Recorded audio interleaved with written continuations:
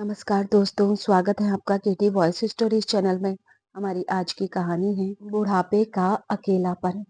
कल्याणी जी की जिंदगी सदियों पुरानी तन्हाई और त्याग की कहानी है। पति के स्वर्ग सिधार जाने के बाद उनके दो बेटे और बहुएं उनके जीवन में दूरी और समझ की कमी लेकर आए। घर के भीतर रिश्तों की जटिलताएं, बेटों और बहुओं की अपेक्षाएं और मोहल्ले की बातें, सब ने उन्हें अकेला छोड़ दिया। लेकिन समय ने उन्हें यह सिखाया कि अपने लिए जीना भी कोई अपराध नहीं। यही संघर्ष और उनकी हिम्मत इस कहानी की नींव है, जिसमें वह अपने अकेलेपन, समाज की दृष्टि और परिवार की उम्मीदों के बीच संतुलन बनाती है। यह कहानी रजनी के उस फोन कॉल से शुरू होती है जब उसने अपनी माँ से बात की। रजनी के चेहरे पर मुस्कान थी, लेकिन उधर से माँ की तीखी आवाज आई, जिसमें उसके ससुराल, खास तौर पर उसकी सास कल्याणी जी के कारनामों का जिक्र था। माँ ने कहा कि ससुर को गुजरे अभी 2 साल भी नहीं हुए और कल्याणी जी ने शर्म लिहाज जैसे ताक पर रख दिए हैं। रजनी और सुमित तो दिल्ली की हवा खा रहे हैं और इधर कल्याणी जी सलवार सूट पहनकर शहर में इतराती फिरती हैं। फेसबुक, इंस्टाग्राम पर तस्वीरें डाल रही हैं, मानो उनका चाल चलन ही बिगड़ गया हो। माँ ने बूढ़ी घोड़ी लाल लगाम कहावत दोहराते हुए कहा कि वे बेलगाम हो गई हैं। यह सब बातें मोहल्ले वालों से होती हुई उनकी सहेली के जरिए रजनी की माँ तक पहुंचती हैं। रजनी को गहरा झटका लगा। माँ ने आगे बताया कि कल्याणी जी हर दूसरे तीसरे दिन कबीर नाम के किसी आदमी के साथ रेस्टोरेंट या पार्क में देखी जाती हैं, जिससे उनकी बदनामी हो रही है। अंत में माँ ने सुमित से बात कर अपनी सास को समझाने का दबाव डालते हुए फोन पटक दिया था। कमरे में सन्नाटा पसरा था और रजनी गुस्से व उलझन में घिरी हुई थी। शाम को सुमित के घर लौटते ही मानो तूफान फूट पड़ा। रजनी ने तीखे स्वर में पूछा कि उसकी माँ आखिर चाहती क्या है, इस उम्र में फैशन क्यों कर रही है, वह भी तब जब उनके पिता स्वर्ग सिधार चुके हैं। उसने मोबाइल पर तस्वीरें दिखाते हुए आरोप लगाया कि कल्याणी जी किसी आदमी के साथ घूमती फिरती हैं। यह सुनकर सुमित की आंखें फैल गई। रजनी ने अपनी मम्मी का हवाला देते हुए कहा कि पिताजी की आत्मा पर क्या बीतती होगी यह सब देखकर, और क्या एक विधवा महिला को ऐसा व्यवहार शोभा देता है। सुमित स्तब्ध रह गया। उसे यकीन नहीं हो रहा था कि उसकी माँ लोगों के बीच मजाक का विषय बन रही है। कुछ देर खामोशी के बाद उसने छोटे भाई अर्जुन को फोन किया और कहा कि उन्हें अगले ही दिन सुबह माँ के पास जाना होगा। अर्जुन के पूछने पर सुमित ने बस इतना कहा कि मिलकर ही सब कुछ बताएगा। अगली सुबह दोनों भाई अपनी पत्नियों रजनी और रश्मि के साथ माँ के घर के लिए रवाना हुए और शाम को जब पहुंचे तो कल्याणी जी ने दरवाजा खोला।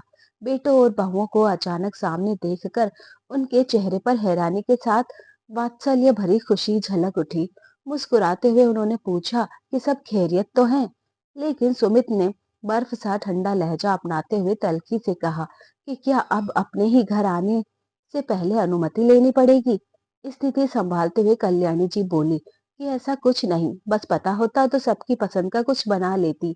अंदर आकर सभी ड्राइंग रूम में बैठ गए, जहां कल्याणी जी ने बताया कि वह सबको देखने के लिए तरस जाती है। तभी अर्जुन ने तंज भरे स्वर में कहा कि माँ आजकल काफी ज्यादा बिजी हो गई हैं। इस पर कल्याणी जी ने शांत मुस्कान के साथ जवाब दिया कि अब अकेले सफर करने का मन नहीं करता, इसलिए उन्होंने अपने आप को कुछ कामों में लगा लिया है। कल्याणी जी चाय नाश्ता लाने रसोई की ओर बढ़ी और जब रजनी व रश्मि मदद के लिए उठी तो उन्होंने प्यार से मना कर दिया। ड्राइंग रूम में ऊपर से शांति थी, लेकिन भीतर सभी के मन में हलचल चल रही थी। तभी चाय और नाश्ते की ट्रे लेकर जैसे ही कल्याणी जी रसोई से बाहर आई, दरवाजे की घंटी बज उठी। बाहर कबीर जी खड़े थे, सलीके से पहने कपड़े, शालीन मुस्कान और हाथ में कल्याणी जी की दवाइयों का पैकेट। उन्होंने आते ही दवाइयां थमाई और कल्याणी जी ने उन्हें चाय के लिए भीतर बुला लिया। तला भुना भले ही उन्होंने मना किया, पर एक कप चाय के लिए रुक गए। ड्राइंग रूम में कबीर जी को देखकर सुमित और अर्जुन असहज हो उठे। कल्याणी जी ने परिचय कराते हुए बताया कि कबीर जी उनके पड़ोसी हैं और उनके आधे से ज्यादा काम संभाल देते हैं। कबीर जी ने हाथ जोड़कर सबका अभिवादन किया और बताया कि ये पास ही की बिल्डिंग में रहते हैं और सरकारी सेवा से रिटायर्ड हो चुके हैं। कबीर जी ने बातचीत आगे बढ़ाते हुए बताया कि उनके बच्चे विदेश में रहते हैं और वे भी कल्याणी जी की तरह अकेले ही हैं। लेकिन यह सुनते ही सुमित का चेहरा सख्त पड़ गया। उसने तल्खी से बीच में टोका, अच्छा तो कोई काम धंधा नहीं है, इसलिए उठकर यहाँ चले आते हैं, है ना? कमरे में सन्नाटा छा गया और कल्याणी जी की आंखें गुस्से से भर उठी। उन्होंने ऊंची आवाज में सुमित को डांटते हुए कहा कि किसी से बात करने का यह तरीका नहीं होता, जबकि अर्जुन ने ताव में जवाब दिया कि ये सब समझ चुके हैं और उन्हें अब कुछ और जानने की जरूरत नहीं। सुमित ने यहाँ तक कह दिया कि कबीर जी अभी तुरंत घर से चले जाएं। कल्याणी जी का चेहरा गुस्से और दुख से तमतमा उठा। उन्हें समझ नहीं आ रहा था कि उनके बेटे इतने कठोर क्यों हो रहे हैं। तनाव हवा में तैर रहा था। तभी कबीर जी ने संयत स्वर में कहा कि अब उन्हें निकल जाना चाहिए। वे नहीं चाहते थे कि उनकी वजह से परिवार में कोई तकरार हो। कबीर जी जाते जाते सुमित और अर्जुन की ओर मुड़े और शांत स्वर में बोले, बच्चों, मुझे लगता है कि आप लोगों को कोई बड़ी गलतफहमी हो गई है। बस इतना कहूंगा कि किसी के बारे में राय बनाने से पहले पूरी सच्चाई जान लेना हमेशा बेहतर होता है। यह कहकर वे बाहर निकल गए। दरवाजा बंद होते ही सुमित ने गुस्से में माँ की ओर देखा और कहा कि आज पहली बार कोई बाहरी व्यक्ति उससे सुनाकर चला गया। आखिर क्यों उन्होंने उस अनजान आदमी से इतना मेलजोल रखा है? कल्याणी जी का चेहरा अपमान और दुख से सफेद पड़ गया। कांपती आवाज में उन्होंने कहा कि उन्हें नहीं पता कि उनके कानों में यह जहर किसने घोला है, लेकिन वैसा कुछ भी नहीं है जैसा वे सोच रहे हैं। तभी रजनी ने अवसर भुनाते हुए कहा कि फिर वे ही इस रात से पर्दा उठा दे। ये सब इसी बात की सच्चाई जानने आए हैं। कल्याणी जी ने थके हुए स्वर में कहा कि फिलहाल उनका कुछ भी कहने का मन नहीं है। पहले वे खाना बना लेंगी, फिर बाद में बात करेंगी। कल्याणी जी भारी कदमों और तेज धड़कते दिल के साथ रसोई की ओर बढ़ी। आंसू लगातार बह रहे थे और उन्हें सबसे अधिक चोट इस बात की थी कि उनके अपने ही बच्चे उनके चरित्र का हिसाब मांग रहे थे।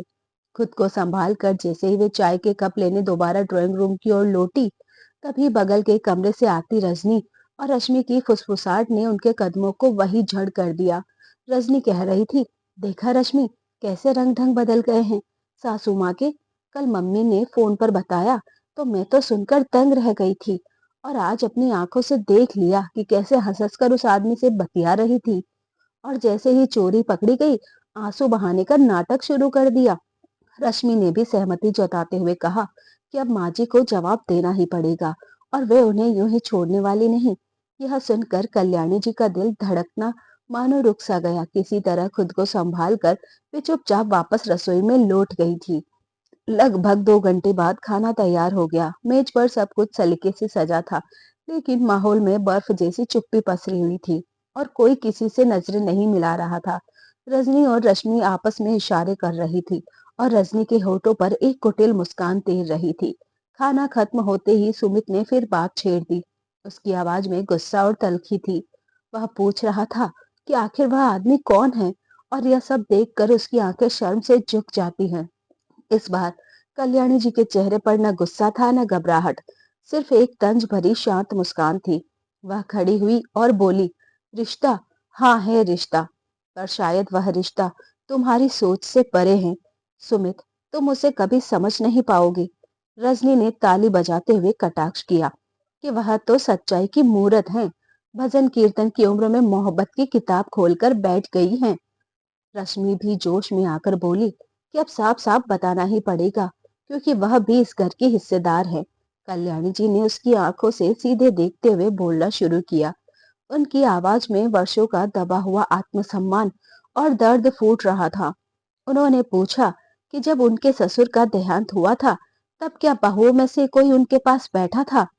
क्या किसी ने कभी महसूस किया है कि अकेलापन कितना कचोटता है? उन्होंने आगे पूछा कि पिछले 2 साल में उनमें से कितनों ने उनका हालचाल पूछा। सुमित और अर्जुन एक दूसरे को देखते रह गए, लेकिन जवाब किसी के पास नहीं था। कल्याणी जी ने नम आंखों से बेटों की ओर देखा और कहा, सुमित, अर्जुन, मुझे लगा था कि तुम्हारे पिता की मृत्यु के बाद तुम दोनों में से कोई तो कहेगा, माँ हमारे साथ चलो। कल्याणी जी ने बताया कि उस समय उनका मन लगातार उलझा रहता था। वह सोचती थी कि अगर बड़े बेटे के साथ चलने को कहाँ कहेंगी तो छोटा बेटा बुरा मान जाएगा, और अगर छोटे के साथ जाती तो सुमित को लगता कि माँ ने उनसे दूरी बना ली। उन्होंने कड़वे दर्द के साथ कहा, पर जानते हो असली हैरानी कब हुई? तब जब अपने शहर लौटने से एक दिन पहले तुम सब ने अपने अपने बैग पैक कर लिए थे और मुझसे किसी ने यह तक नहीं पूछा कि माँ आप अकेले कैसे रहेंगी, आप हमारे साथ चलिए। किसी ने जरा सा भी नहीं सोचा कि मेरे दिल पर क्या बीतेगी। मानो मैं घर का कोई सामान थी जिसे वहीं छोड़कर आगे बढ़ा जाता है। उन्होंने सुमित को यह भी याद दिलाया कि जब मामा जी ने उनसे माँ की जिम्मेदारी लेने को कहा था, तब दोनों भाई ऐसे खामोश हो गए थे जैसे सांप सूंघ गया हो। यह सुनकर रजनी की सांसें तेज हो गई थी। कल्याणी जी ने रजनी की ओर सीधे देखते हुए कहा, क्यों रजनी बहू, तुम्हें तो सब याद होगा। तुमने ही सुमित से साफ कहा था, अपनी माँ को घर लाने का सोचना भी मत। मुझे अपनी जिंदगी में प्राइवेसी चाहिए, आजादी चाहिए, और माँ जी के रहते यह मुमकिन नहीं। वैसे भी आपकी माँ अभी ठीक ठाक है, उन्हें किसी के सहारे की जरूरत नहीं। रजनी का चेहरा शर्म से लाल पड़ गया। फिर कल्याणी जी रश्मि की ओर मुड़ी और बोली, और तुम रश्मि बहू, याद है तुमने कहा था हमारा तो 2 कमरे का छोटा सा मकान है, उसमें माँ जी रहेंगी या हम। रश्मि ने सफाई देने की कोशिश की कि उसकी माँ की तबीयत खराब रहती है और उनका कोई बेटा नहीं है। इस पर कल्याणी जी ने स्पष्ट और दृढ़ स्वर में कहा, तुम्हारी माँ का कोई बेटा नहीं है, फिर भी उनका पूरा ख्याल रखा जा रहा है, लेकिन मैं दो दो बेटों के होते हुए भी बेसहारा हो गई हूँ। कल्याणी जी ने दीवार पर टंगी तस्वीर की ओर देखा और फिर धीमे से बोली, उस वक्त जब तुम सब मुझे अकेला छोड़कर जा रहे थे, तुमने कहा था, माँ अपना ख्याल रखना, आपको जब हमारी जरूरत होगी हम आ जाएंगे। उस बात पर मुझे तब भी भरोसा नहीं हुआ था, पर कभी नहीं सोचा था कि मेरे बच्चे इतनी जल्दी बदल जाएंगे। उन्होंने एक गहरी सांस ली और आगे कहा, बहुएं तो पराए घर की बेटियां हैं, उनसे क्या शिकायत करूं, लेकिन तुम दोनों, तुम तो मेरे अपने थे, मेरी कोख से जन्मे वो बेटे जिनके लिए मैंने न जाने कितने सपने अपनी ही आंखों में दफन कर दिए। यह कहते हुए उनकी आवाज भर्रा गई और वे रो पड़ी। उन्होंने सुमित को याद दिलाया कि उसके दाखिले के लिए उन्होंने अपनी शादी के कंगन तक बेच दिए थे और उसकी हर छोटी बड़ी इच्छा को पूरा करने के लिए खुद की कितनी ख्वाहिशें कुर्बान कर दी थी। यह सुनकर सुमित का चेहरा सफेद पड़ गया था। कल्याणी जी की आवाज में दशकों का दर्द उतर आया था। उन्होंने कहा, मैंने सोचा था कि जब बुढ़ापे की लाठी कमजोर पड़ेगी तो मेरे बच्चे मेरा सहारा बनेंगे, लेकिन जिनमें सबसे ज्यादा उम्मीद थी, आज वही मेरे चरित्र पर सवाल उठा रहे हैं। फिर उन्होंने अर्जुन को याद दिलाया कि कैसे उसके लिए उन्होंने उसके पापा से तक लड़ाई की थी, समाज और रिश्तेदारों के ताने सहे थे, सिर्फ इसलिए कि अर्जुन रश्मि के साथ खुश रह सके। उन्होंने कहा, मुझे लगा था मेरा बेटा जहाँ खुश है वही मेरा जहान है, और आज देखो मेरे बच्चों, तुम सब मिलकर उसी माँ के नाम पर शक और बदनामी की कालिख पोत रहे हो। उन्होंने गहरी पीड़ा के साथ आगे कहा कि उन्होंने कभी किसी से ताना नहीं मारा, क्योंकि माँ होना एक तपस्या है। उन्होंने अकेले रहकर खुद को यही समझाया कि बच्चे व्यस्त हैं, इसलिए नहीं आ पाते हैं। सुमित का गुस्सा और अपराध बोध अभी भी उफान पर था। वह झटके से उठकर तल्खी से बोला, माँ हम मानते हैं कि आपने हमारे लिए बहुत त्याग किया है, लेकिन इसका मतलब यह नहीं कि अब आपको अपनी मनमर्जी करने का लाइसेंस मिल गया है। कल्याणी जी ने उसकी आंखों में सीधे देखते हुए लोहे जैसी दृढ़ आवाज में कहा, जवाब चाहिए तुम्हें सुमित, तो सुनो। याद है वह दिन जब मेरी तबीयत बिगड़नी शुरू हुई थी, मैंने तुम दोनों को फोन किया था और तुम दोनों का एक ही जवाब था, माँ अभी बहुत काम है, समय मिलते ही आते हैं और आपको अपने साथ ले जाकर अच्छा इलाज करवाते हैं। ले जाना तो बहुत दूर की बात थी, तुमने दोबारा फोन करके मेरा हाल तक पूछना जरूरी नहीं समझा था।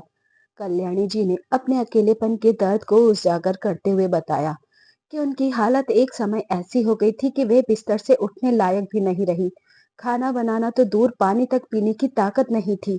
उसी दौरान पड़ोस की शारदा उन्हें अस्पताल ले गई, जहां वे अनजान बिस्तर पर अकेली दर्द से कर्राती रही।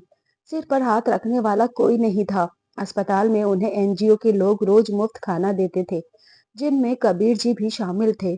उनके नेक स्वभाव और करुणा ने उन्हें हिम्मत दी और तभी उन्होंने तय किया कि घुट घुट कर जीने से बेहतर है कि बची हुई जिंदगी किसी सार्थक काम में लगाई जाए। ठीक होते ही वे उसी एनजीओ से जुड़ गई। वही उन्होंने दोबारा जीना सीखा और कबीर जी उसी एनजीओ के सदस्य होने के साथ उनके पड़ोसी भी हैं।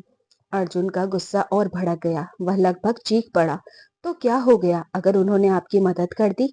इसका मतलब यह तो नहीं कि वह रोज रोज हमारे घर में चले आए? आपको अंदाजा भी है माँ कि मोहल्ले वाले कैसी कैसी बातें बना रहे हैं, हमारी इज्जत का मजाक बन रहा है। और आप ये कौन से नए शौक पाल लिए हैं? सलवार कुर्ता पहनना, सोशल मीडिया पर तस्वीरें डालना, क्या यह सब इस उम्र में आपको शोभा देता है? कल्याणी जी ने अर्जुन की ओर देखा, लेकिन इस बार उनकी आंखों में न दर्द था न शिकायत, सिर्फ एक विडंबनापूर्ण शांत मुस्कान थी। उन्होंने शांत स्वर में कहा, हाँ, मैं सलवार कुर्ता पहनती हूँ, क्योंकि जब मैं घर से बाहर निकलकर भाग दौड़ करती हूँ तो इन कपड़ों में मुझे साड़ी से कहीं ज्यादा सहूलियत मिलती है। कल्याणी जी ने आगे कहा, और सोशल मीडिया की बात करें तो हाँ, मैं तस्वीरें शेयर करती हूँ, लेकिन उनमें से ज्यादातर उस एनजीओ के कार्यक्रमों की होती हैं जहाँ मैं काम करती हूँ, ताकि ज्यादा से ज्यादा लोग उस नेक काम से जुड़े। हाँ, कभी कभार अपनी तस्वीर भी डाल देती हूँ, तो इसमें गलत क्या है? क्या मेरी दोनों बहुएं यह सब नहीं करती? रजनी ने नाक भौं सिकोड़ते हुए ताना मारा। माँ जी, उम्र हो गई है आपकी, कम से कम उसका तो लिहाज कीजिए।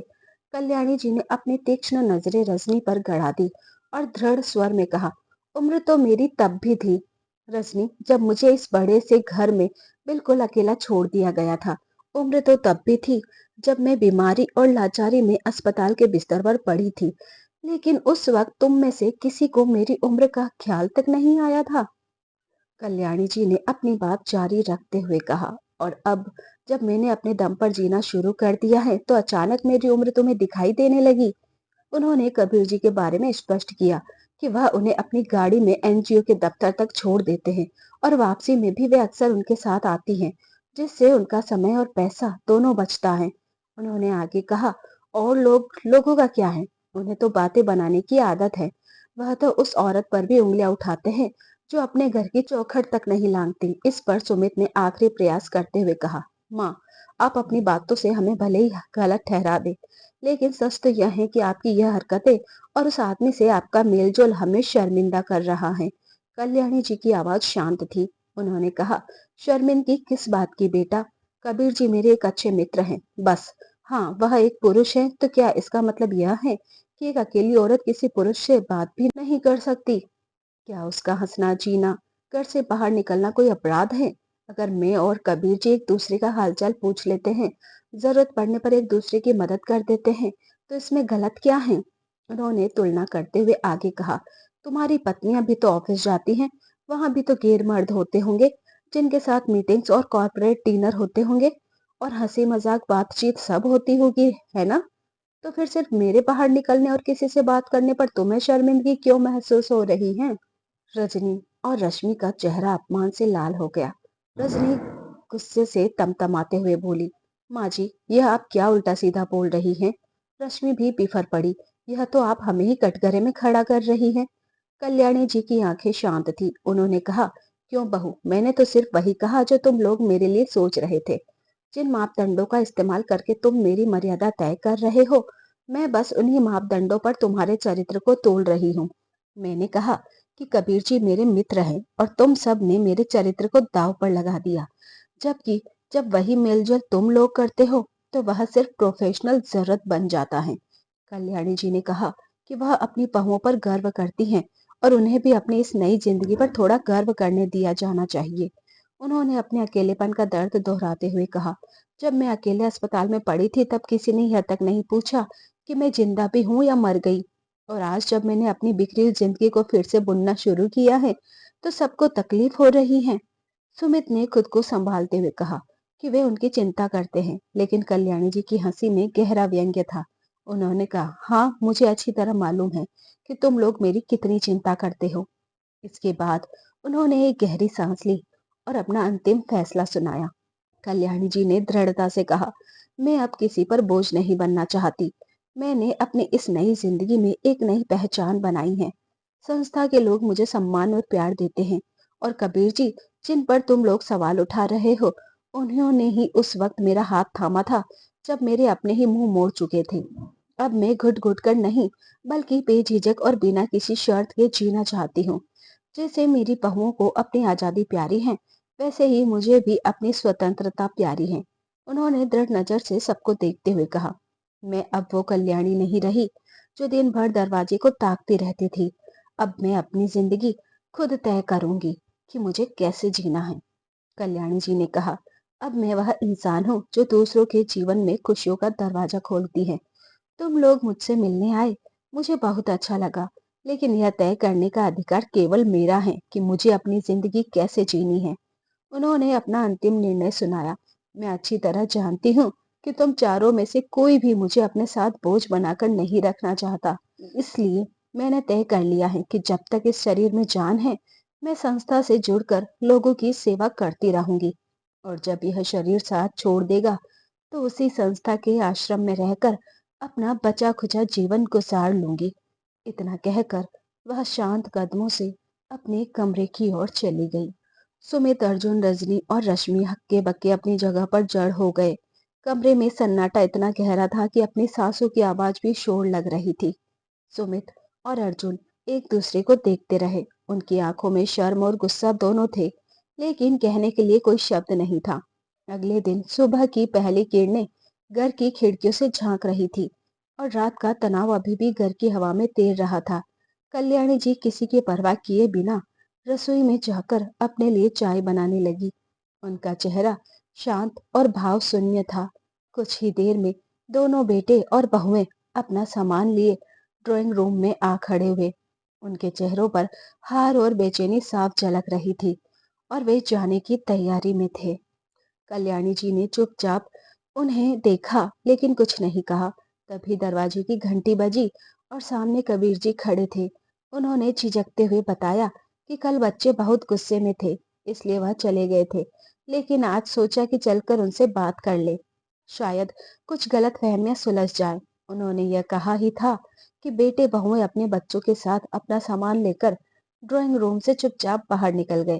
कल्याणी जी ने एक ठंडी गहरी सांस ली और उन लोगों को देखते हुए बोली, रहने दीजिए कबीर जी, इन्हें कुछ भी समझाने की जरूरत नहीं है। ये वही सुनेंगे और वही सोचेंगे जो ये सोचना चाहते हैं। आप अंदर आइए, आराम से बैठिए, मैं आपके लिए चाय लाती हूँ। इतना कहकर कल्याणी जी रसोई की ओर चली गई और बाहर उनके दोनों बेटे अपने परिवार के साथ गाड़ी में बैठकर अपने शहर की ओर वापस चले गए। कहानी का अंत पाठकों से कल्याणी जी के फैसले पर राय मांगता है। कल्याणी जी ने अपने अकेलेपन और अनुभवों में सीखा कि किसी की सोच और टिप्पणियों से अपनी जिंदगी प्रभावित नहीं होने देनी चाहिए। उन्होंने ये तय किया, अपने बचे हुए दिनों को सेवा और स्वतंत्रता में बिताएंगी। बेटे और बहुएं अपनी गलत फहमियों के साथ चले गए, लेकिन कल्याणी जी ने न केवल खुद के लिए बल्कि उन सभी के लिए भी एक उदाहरण कायम किया कि सच्ची शक्ति और सम्मान आत्मनिर्णय में ही है। यह कहानी पाठकों से सवाल करती है, क्या हम भी अपने जीवन में खुद के लिए निर्णय लेने की हिम्मत रखते हैं? दोस्तों, ये थी हमारी आज की कहानी। उम्मीद करती हूँ पसंद आई होगी। ऐसी और कहानियां सुनने के लिए बने रहिए हमारे साथ। अपना प्यार और सपोर्ट दीजिए। चैनल पर नए हैं तो सब्सक्राइब कीजिए। वीडियो को लाइक शेयर करना ना भूलें। धन्यवाद।